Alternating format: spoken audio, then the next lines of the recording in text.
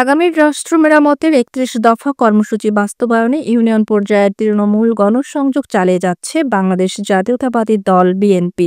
তারেক রহমান ঘোষিত রূপরেখা বাস্তবায়নের অংশ হিসেবে ২৮ জুলাই সোমবার ঘাটাইল উপজেলার লক্ষ্মীন্দর ইউনিয়নের বিভিন্ন স্থানে অনুষ্ঠিত হয় পথসভা ও গণসংযোগ কর্মসূচি। বাসাবাইত, গারোবাজার, সিদ্দিকআলী, আকন্দের বাইত এবং শুক্তার বাইত এলাকায় আয়োজিত পথসভাগুলোতে ছিল তৃণমূল নেতাকর্মীদের সরব উপস্থিতি।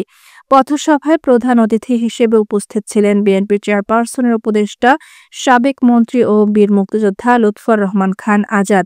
বিশেষ অতিথি হিসেবে বক্তব্য রাখেন উপজেলা বিএনপির সাবেক ভারপ্রাপ্ত সভাপতি তোফাজ্জল হক চেন্টু, সাবেক সাধারণ সম্পাদক আ খ ম রেজাউল করিম, সাবেক সিনিয়র যুগ্ম সম্পাদক আবু বকর সিদ্দিক, যুগ্ম সম্পাদক হেলালুর রহমান খান হেলাল, পৌর বিএনপির সাবেক সাধারণ সম্পাদক ফারুক হোসেন ধলা এবং স্থানীয় যুবদল, ছাত্রদল সহ অঙ্গ সহযোগী সংগঠনের নেতৃবৃন্দ।